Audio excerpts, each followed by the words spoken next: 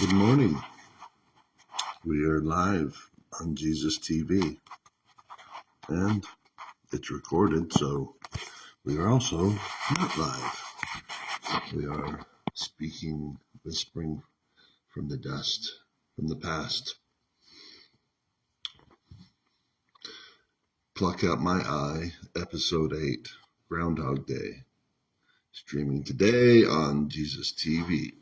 Just woke up not too long ago, sang the pillow song, the blanket song, the mattress song, and the body song. All 4 songs with a lot of gratitude in my heart. I'm grateful that Jesus has created a new day for me as part of the many treasures that he gives me. So I want to thank Jesus. I want to thank you for preparing these things beforehand. Jesus, I want to thank you for getting Jesus TV station up and running, helping me do that. With regular episodes you've created, it's a lot easier right now, given that a lot of these episodes you've created much of the content with me prior to this. So this is an example, Groundhog Day. This episode, much of it was already scripted out, and I just needed to have this introduction. And the script says, improv opening. That's what I wrote this morning. This morning, Jesus and I have been talking about the nature of hidden treasure. Jesus told me to open this episode with some of these thoughts that he and I have been talking about. And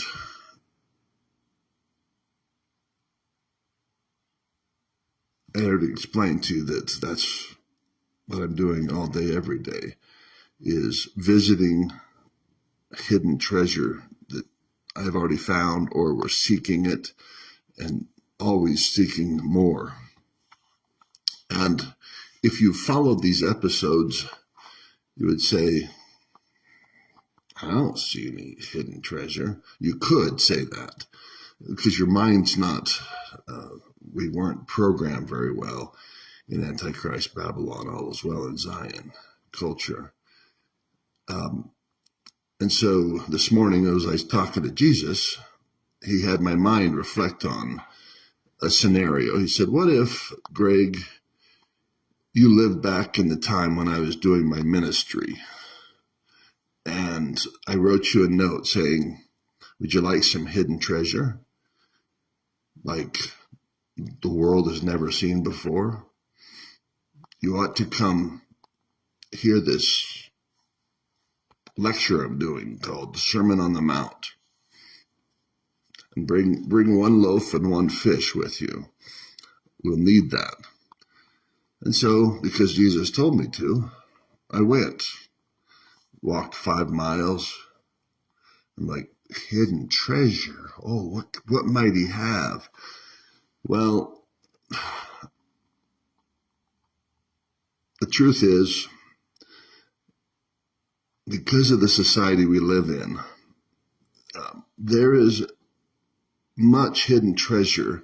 But part of the thing is the nature of treasure. When we think of treasure, we oftentimes think of money or things that money can buy, right? That's why money's kind of a placeholder for all the other things, is because what can you buy with money? Well, I can buy that and that and that and that. And it's a very powerful force. And so then we first think of, well, money. And that's what all the movies are, Somewhere Over the Rainbow. What are you looking for? Well, those stories actually resolve in like, oh, here's where the real treasure is. Auntie M, yeah, I'm home. Oh, this is the treasure.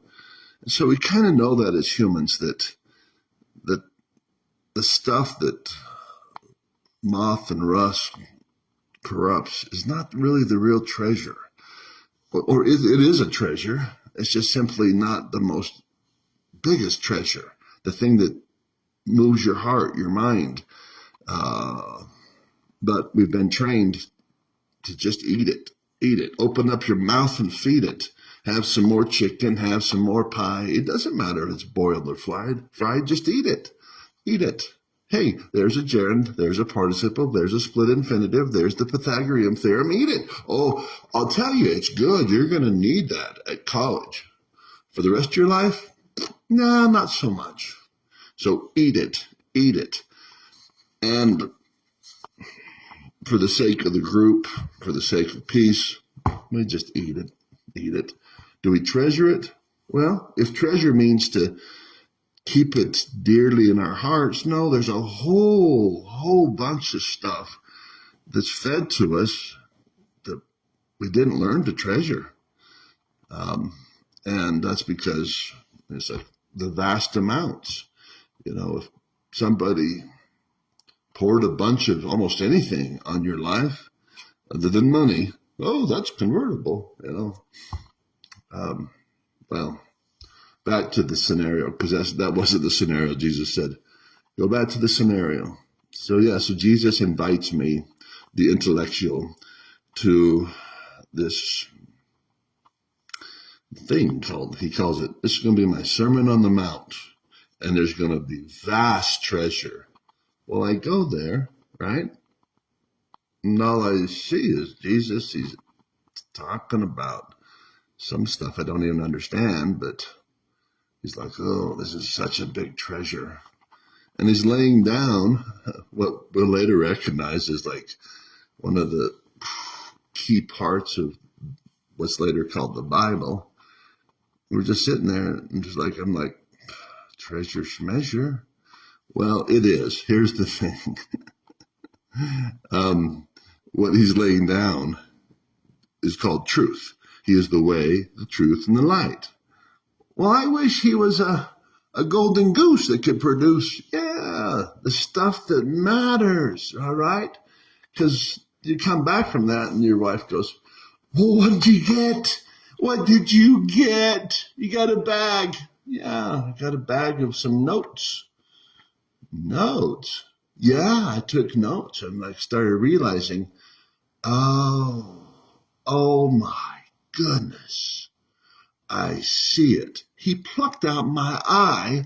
I did, because I was offended. I was just sitting there like, this is nothing. And then Jesus turned to me and said, Greg, your eye is offending you. It is? Yeah. I'm sitting here laying down the world's greatest treasures, and you'll see it if you get your time machine and get in my Jesus time machine. I'll show you this treasure, what it can do throughout the earth. But just these words, in the beginning was the Word. Does that? Well, yeah, I like that. In the beginning was the Word. Yeah, that's how everything's created. Now, Greg, pull out that eye. Okay, so I pull out my eye, and he says, now, I want you to put this little child's eye. Where did you get that? And it's GUI. It's a graphical user interface, he says. It's a GUI, so it's a new way to see, but it's a child's eye.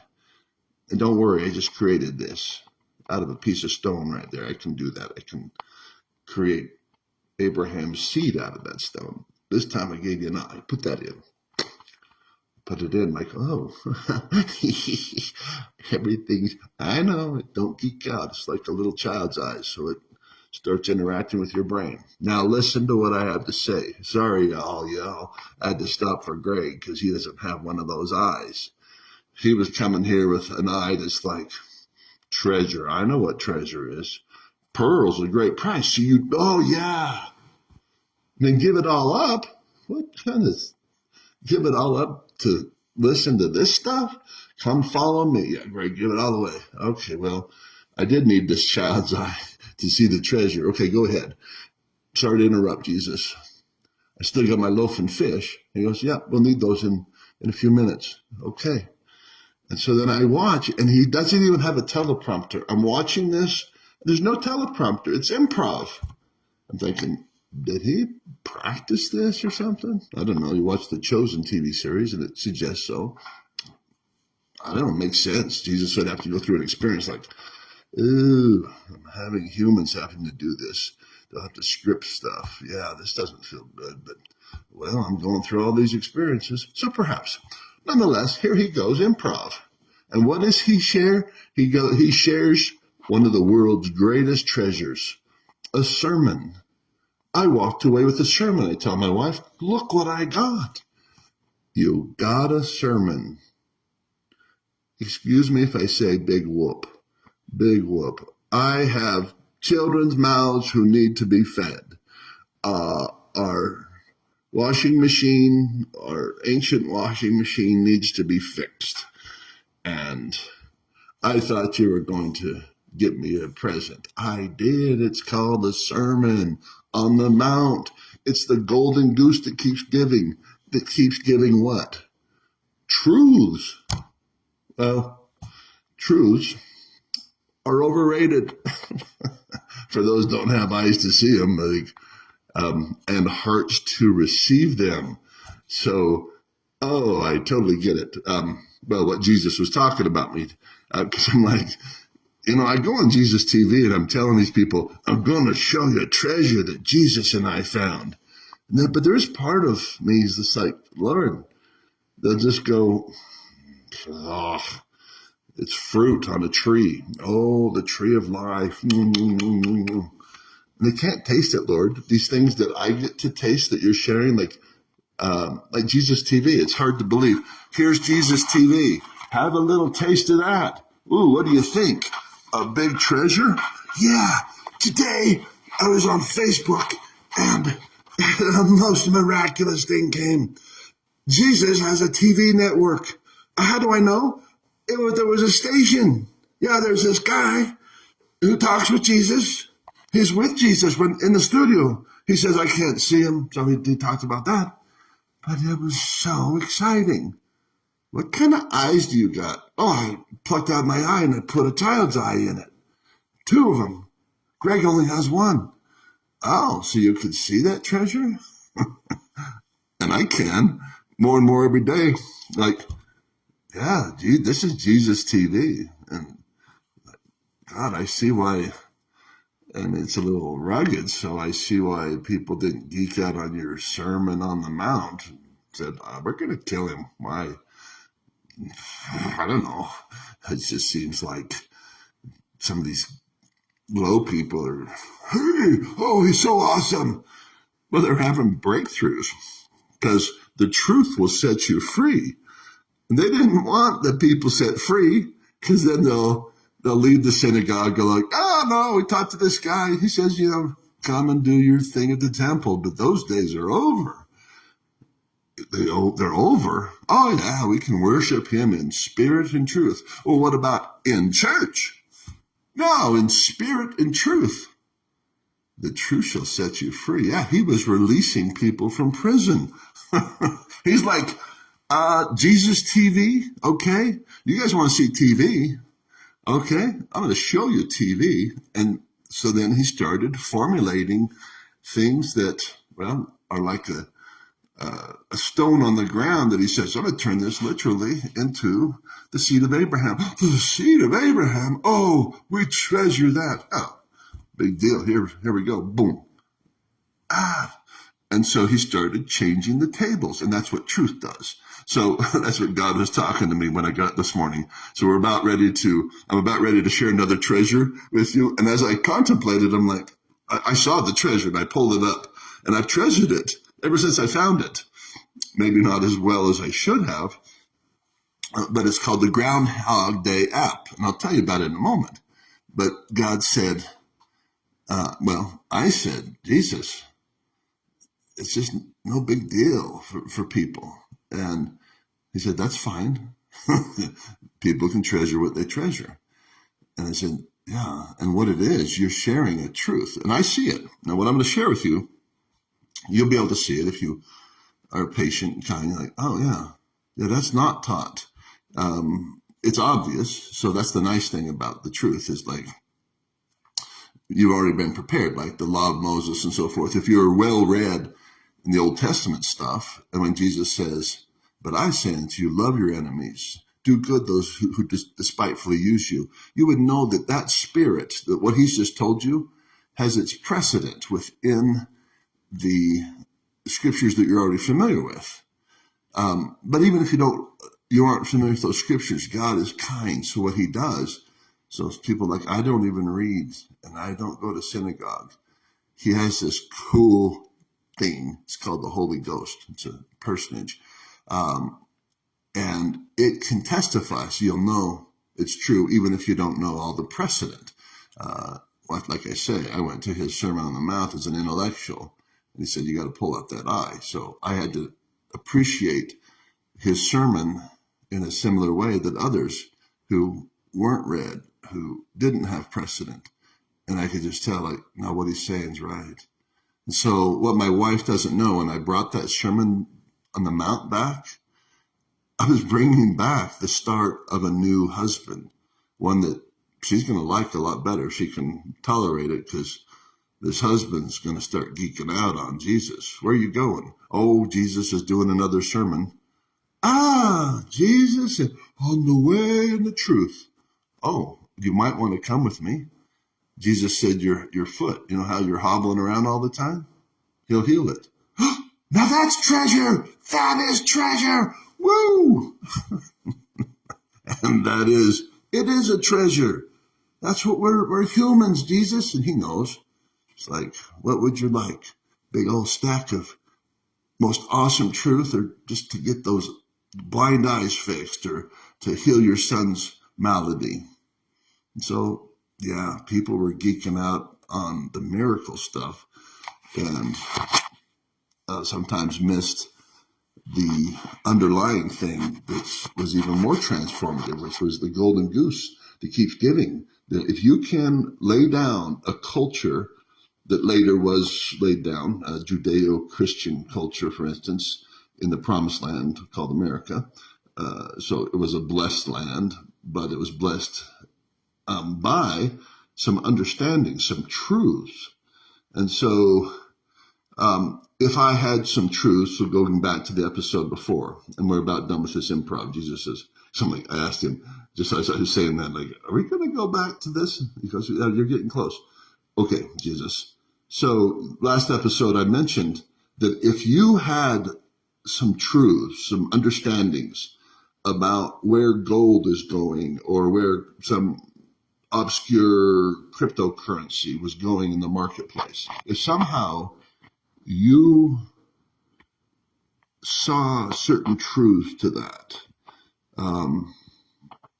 say Bitcoin, when it started at zero, so let's suppose at $1, you go, I'm going to go borrow like $1,000. I can just see this thing going somewhere. So you could, because either one, God just told you about it, or you've compiled, which once again, that's God, these truths that lead to kind of an inevitable conclusion. Yeah, this is going somewhere, and this guy who's building this in a way that's transparent, but also you can't hack it very easily. Yeah, I'm going with this. Boom. And so then you put the money there. And maybe it's just a hunch. Maybe you're just like one of those people who are illiterate at the Sermon on the Mount. You're just like, yeah, I need to do that. I need to start loving my enemies, starting with the rabbi, the synagogue who just cast me out, who does not like me. I need to love him and go say, I love you, and I don't know, help him fix the outside of his synagogue or something. And you start living the truth. And then you start having a peace which surpasseth all understanding, because Jesus reiterated again and again. You know what you want more than anything is sheep? Peace. I thought I wanted my eyes fixed, or my leg fixed, or my arthritis. No, that's not the big thing. It's peace. There's people who live with arthritis, and there's people who live with crappy marriages who are at peace. They have love for those around them. So the love of God being the greatest treasure. That's hard to stomach. Like, oh, I'd just rather have, a more shallow, more superficial fix. And that's the society we live in. And so then the scenario I said, if you could receive some kind of truth that would tell you where Bitcoin's going, that's called predictive. And predictive truth, as we talked about in the last episode 7, That's powerful. And that is the thing that allows empires, like who has the best predictive tools worldwide? Well, you can argue. I would say those who have the most Jesus, whether light and truth, and they are on the rise. And it's probably somebody other than the United States. But generally speaking, those empires that have certain truths, certain ones, they rise based on how they're building upon these fundamental truths, their understandings of those. And that's pretty demonstrably true. And that's why we've been able to build what we do on these Judeo-Christian truths, principles that allow us to, God has allowed us to function in society like, well, there's approximations, Greece in its heyday and so forth. But yeah, many other societies that have flourished. In fact, all societies that have flourished have underlying truths that they've been following that are kind of standard truths. And so here's the thing that's hard is when you get on Jesus TV and Greg says, I'm going to show you some treasures. Well, then show me, cut off your hand and have it healed again. I will, if Jesus tells me to. But he's often talking about hidden treasures because he acknowledges, like, you don't see these things. I mean, you can't just naturally walk into America. What makes America great? It's like, it's not easy to see that underlying truths and structures like Judeo-Christian understandings, those are the things that are one of the most necessary, essential elements that hold things together. You might see some of the fruits, that is, like of those things, and then you think that's the treasure, and it is a treasure. The fruits are certainly a treasure, but the more important treasures are underlying.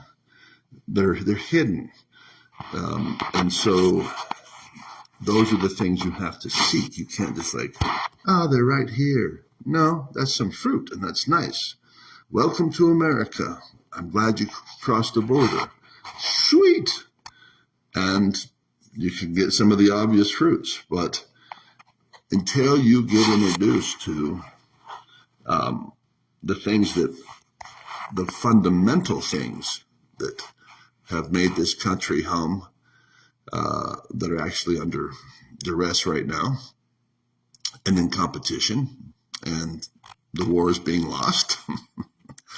Until you find those, then it's fleeting. It's ephemeral. Ooh, look at you. You got some Bitcoin. Woo, way up. But here's the thing. That was your prediction. That was good or lucky. Do you know where it's going now? Do you feel so now? So you were reborn again. Do you feel so today? Big whoop that you got the truth. Big whoop that you went to the Sermon on the Mount. Are you doing what it says in your little bag that you brought back every day? No, it's kind of fading. That's called memories. Memories will fade. You can learn lessons like the Great Depression lessons, like in America. You can learn lessons that are almost, well, they are. Grandma and Grandpa had them written on their heart. Ow! Ow! I will never do that again. Whatever that is. I'm going to eat cabbage often. You know, we saved a lot of money. We would have died without whatever it was, the solutions. They value those, and sometimes maybe too much, and they don't realize, hey, you got to, but nonetheless, they learned some lessons. Well, what happens to those lessons, the lessons of history? Well, history will tell you we did forget our God. Throughout the whole scriptures, that's one of the themes is not remembering. And so here we are. We're in Pluck Out My Eye because God gave me a gift in episode 1. I told you what it is. It's a new worldview. And because the one I have is broken. The one I have programs my mind pretty crappily because it is an inheritance. And if I had inherited a pristine Zion one, maybe a worldview that are available 500 years from now, then I would have stood a good chance of being trained up as a young child in a way that I should not want to depart from. But I did not receive that.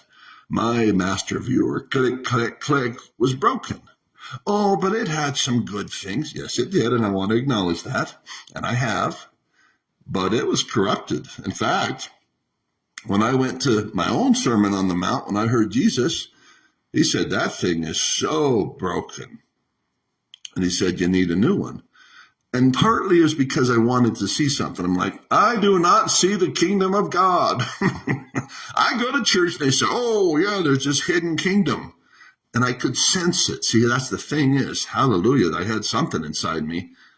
I knew it was true. And like I knew there's something like, there's got to be something more.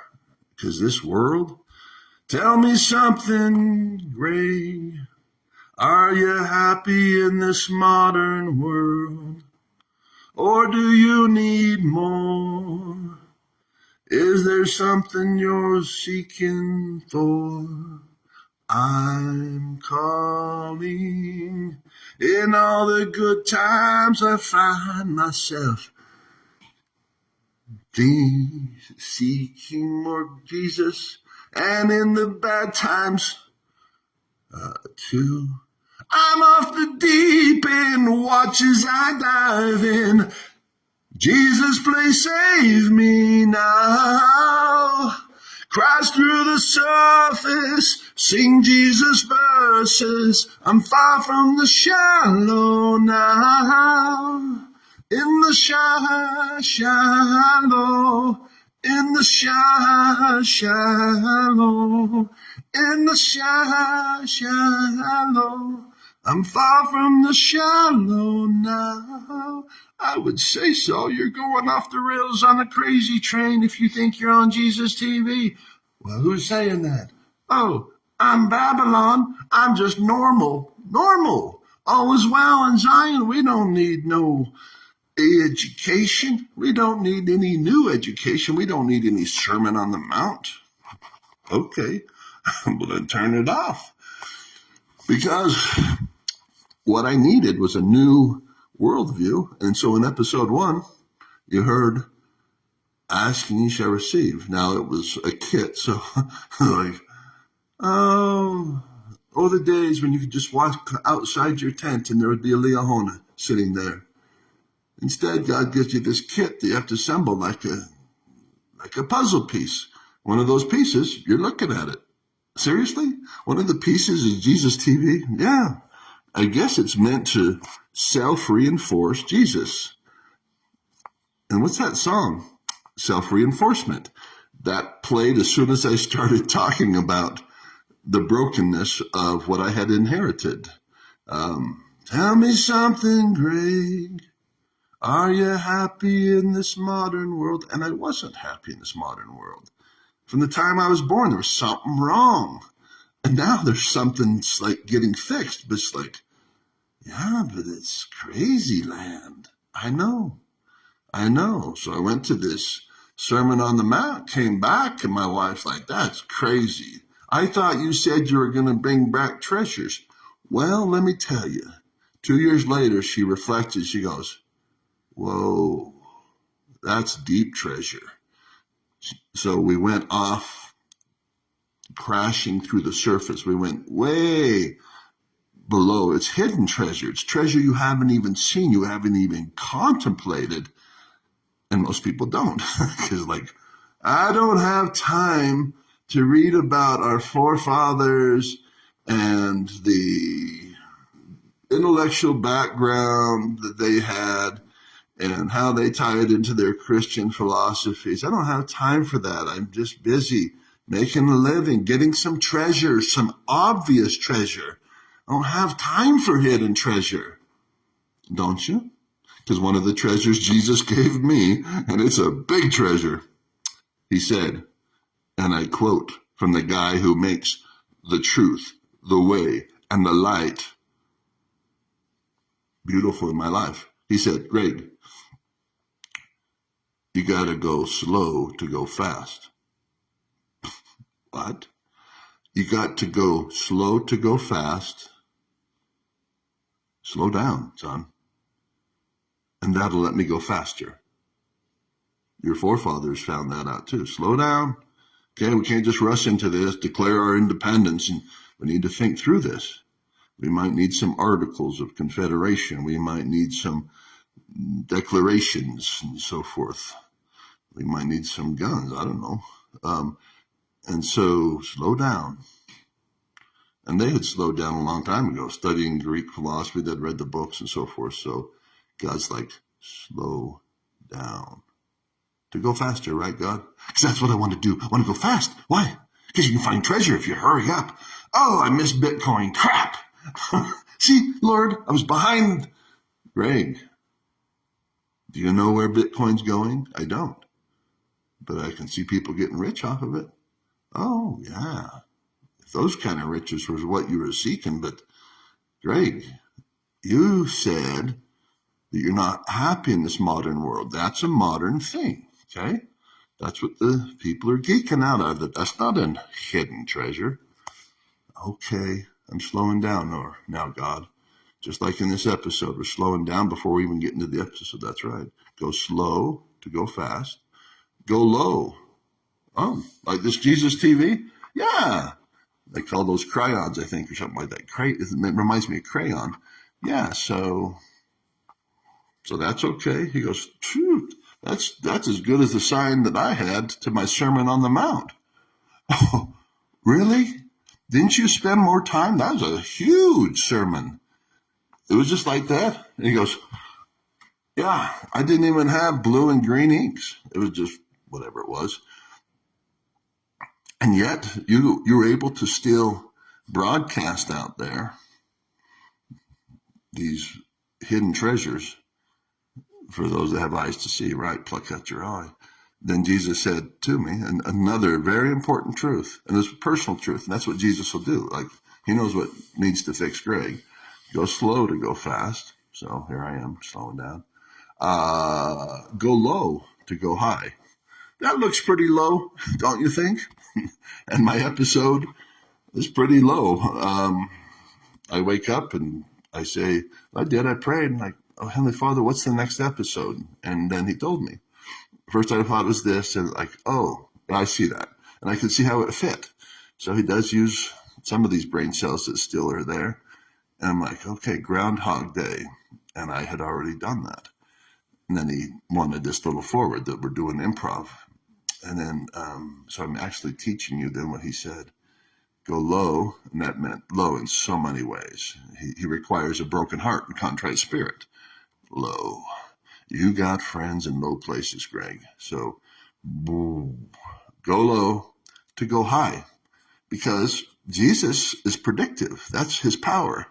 He goes, you've come to a time in a cycle where the low shall be exalted. I'm like, that's hard to believe, because the high seem to get higher.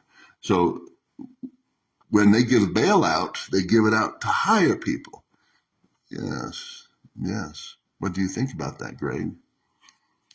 Well, I trust you, Jesus. So you say that we're going into a period in this economy where the low are going to be exalted. They're going to go above those who are high. Interesting. Okay. And the low to go high. So many other things in my life. Like, I was just telling my friend, hi, Brad,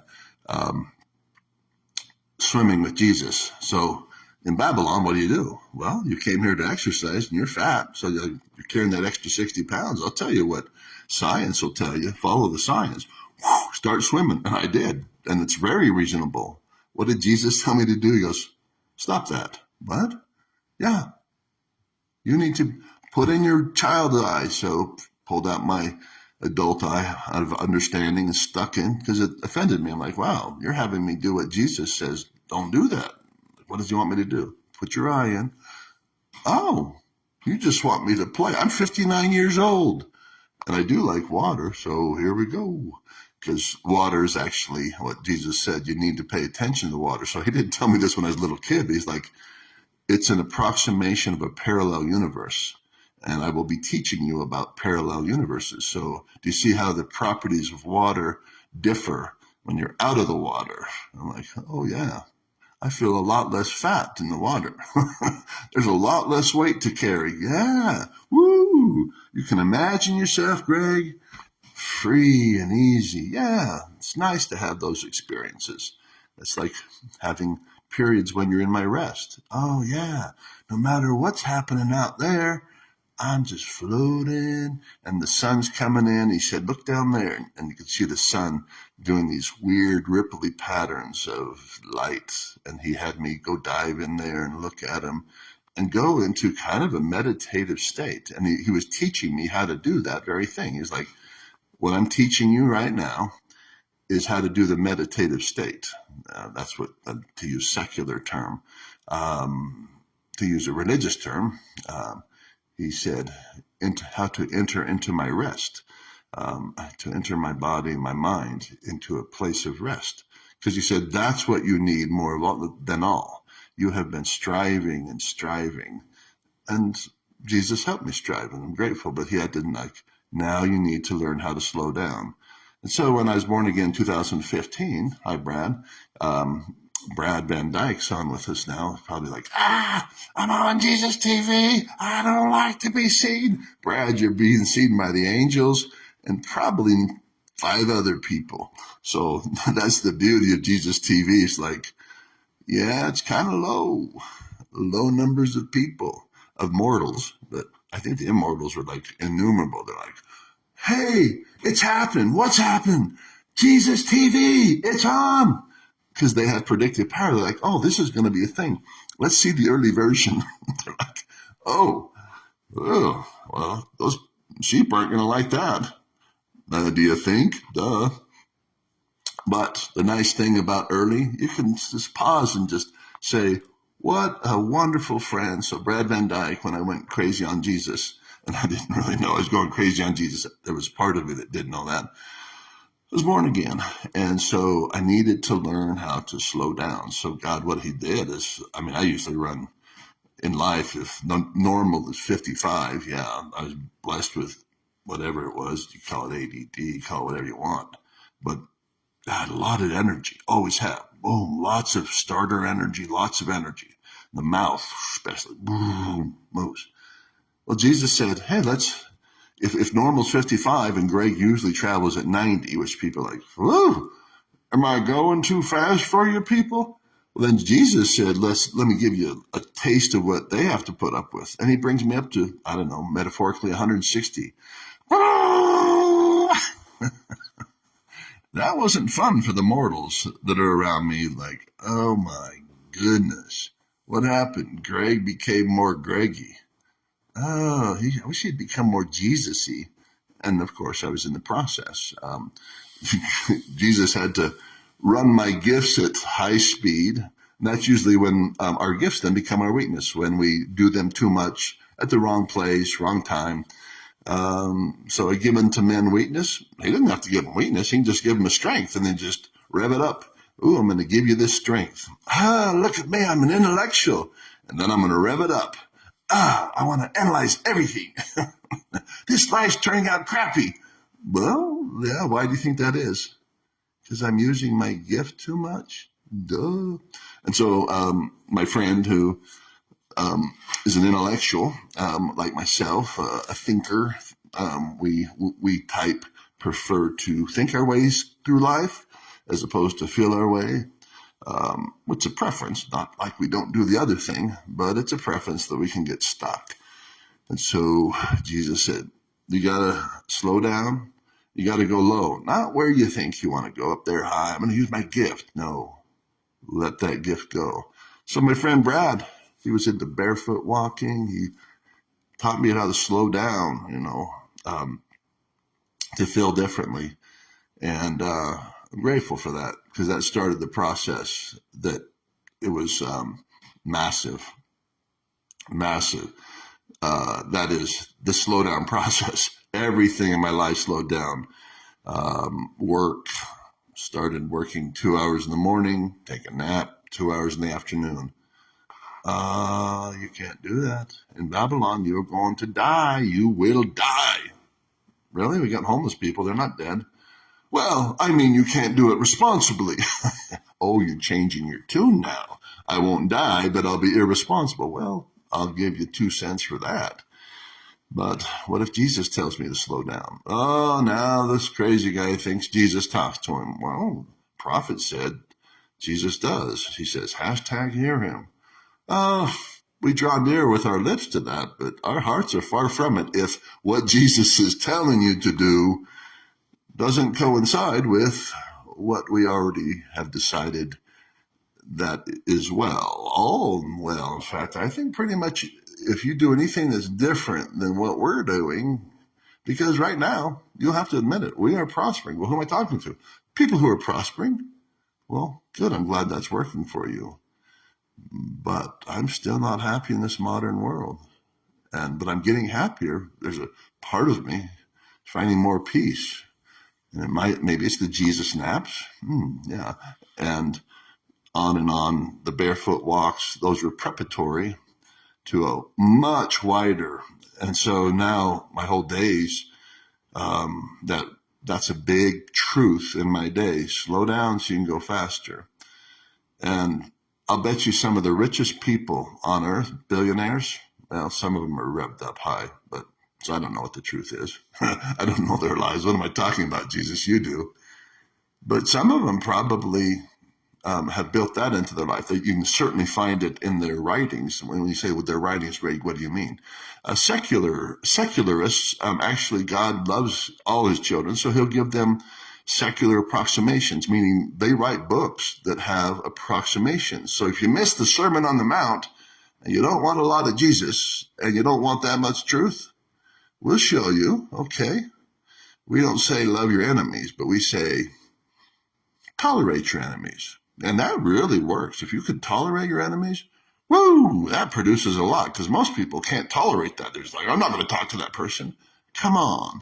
And so then they'll build structures that are approximations, and God honors that. Like, oh, you want a little light, a medium light, or a high light? Well, you're asking the impossible, which it is for mortals. Jesus did say, you can't love your enemies, Greg. As normal mortals, not without more Jesus. And that would require what? Geeking out on the Sermon on the Mount.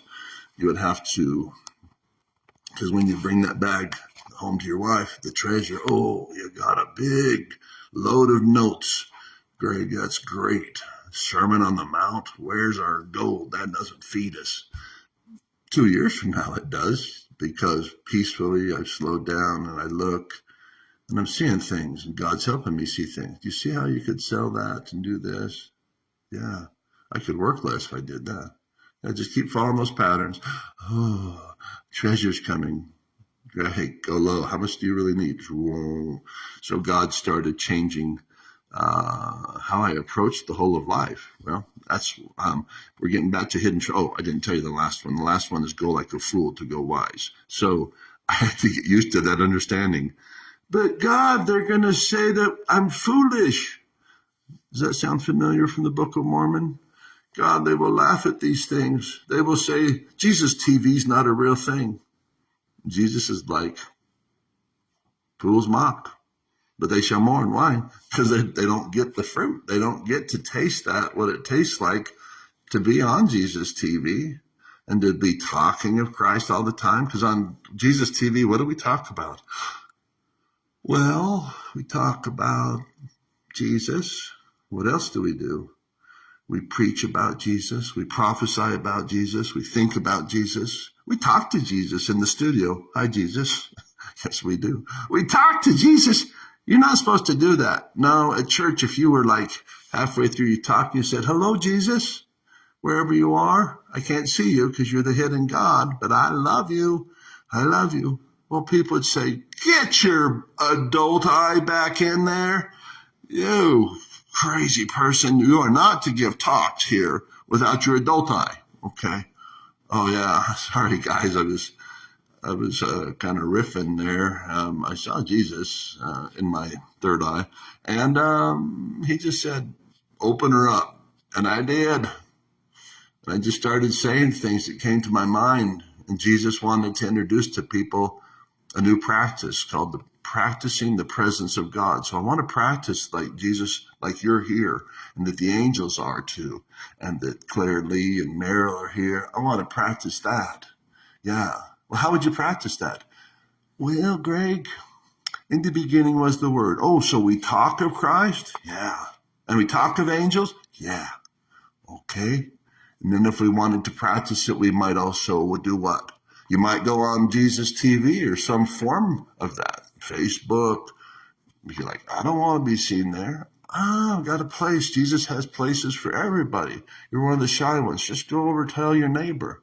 Oh, so like a little podcast that no one else is broadcasting. Well, you can't control your neighbor. He might tell other people what you're saying, but yeah, that's the thing. Okay, so you got one for the introverts. You got a station for the extroverts. Yeah. Wow, Jesus, you do love me. I'm starting to believe in you because you're kind. For each of your children, you'll speak in their language, not only in their language, you'll set up forums that match up with their personalities. You are the good God. Thank you. I'll believe in you, even if I can't see you with my crappy eyes. Although I do like this child's eye. Get your adult eye back in. Well, that last one is go foolish to be wise. And I think I'm getting better at it, to be more comfortably like a little child. And at the end of the improv, Jesus? Oh, yeah, so there's a wrap up. He said, wrap it up so you can move on to the episode. Right. We don't want to miss church, do we? Oh, Jesus, we're going to run out of church time. Oh, he just told me, we'll just do that in the next episode. Okay, wow. Here's the thing I like about you, Jesus. You'll tell me one thing. Hey, we're going to do this. And at least that's what I hear. I don't know. Maybe you tell me the whole thing. No, we're just going to go down there and do an improv. But no, I know what you were going to do. Well, I don't. I'm a little child. But here's the thing. Oh, that's my wife. I'm going to get right with her because she's like, you got to lead the music. And so I'm going to. But yeah, he surprises me. So it's like I'm going down the road, not knowing beforehand the things which I shall do. But this is actually, I think it's going to be called episode 8, the improv. And then we're leading up to episode 9, Groundhog Day. So that one's in the can. Groundhog Day is all scripted here.